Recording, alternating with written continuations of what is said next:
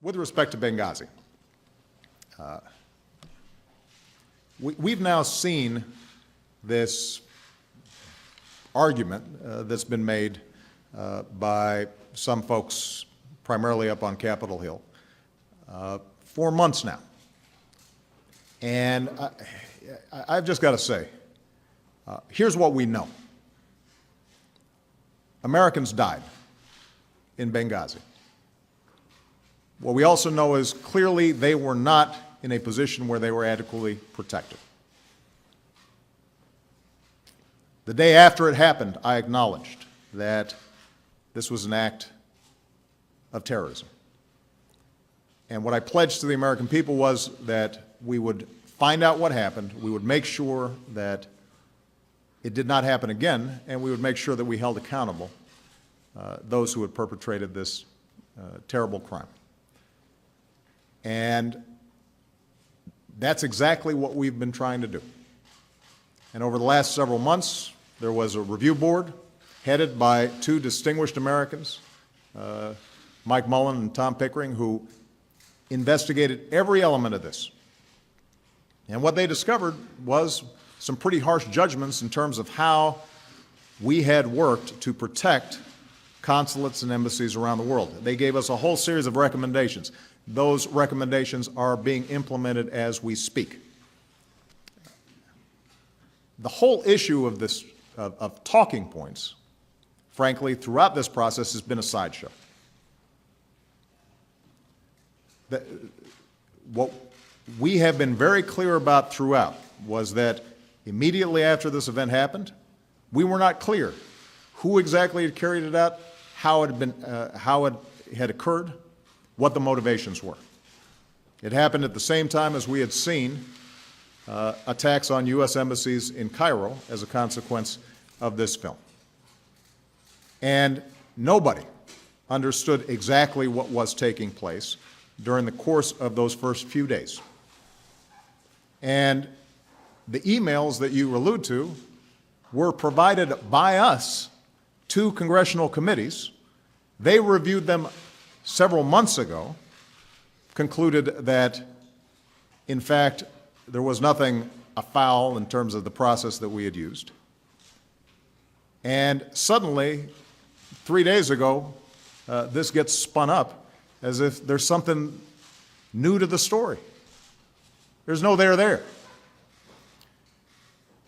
Keep in mind, by the way, these so-called talking points that were prepared for Susan Rice 5-6 days after the event occurred, pretty much matched the assessments that I was receiving at that time in my presidential daily briefing.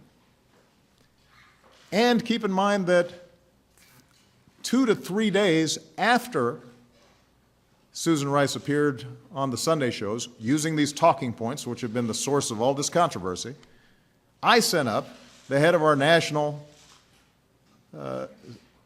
Counterterrorism Center, Matt Olson, up to Capitol Hill and specifically said it was an act of terrorism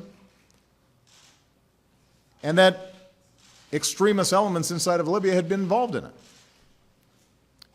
So if this was some effort on our part to try to downplay what had happened or tamp it down, that would be a pretty odd thing that 3 days later we end up putting out all the information that in fact has now served as the basis for everybody recognizing that this was a terrorist attack and that it may have included elements that were planned by extremists inside of Libya. Who executes some sort of cover-up or effort to tamp things down for 3 days? So the whole thing defies logic, and the fact that this keeps on getting churned out, frankly, has a lot to do with political motivations. We've had folks who have challenged Hillary Clinton's integrity, Susan Rice's integrity, Mike Mullen and Tom Pickering's integrity. It's a given that mine gets challenged by these same folks. They've used it for fundraising. And frankly, if anybody out there wants to actually focus on how we make sure something like this does not happen again, I am happy to get their advice and information and counsel.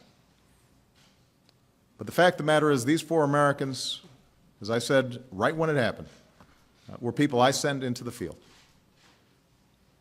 And I've been very clear about taking responsibility for the fact that we were not able to prevent their deaths. And we are doing everything we can to make sure we prevent it, in part because there are still diplomats around the world who are in very dangerous, difficult situations.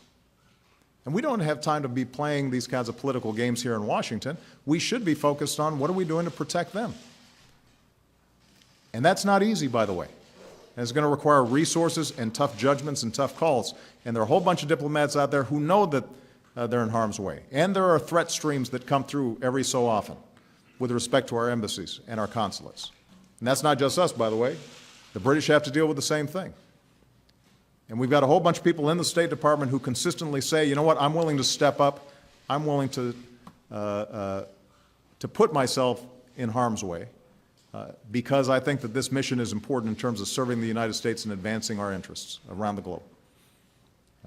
And so we dishonor them when we turn things like this into a political circus. What happened was tragic.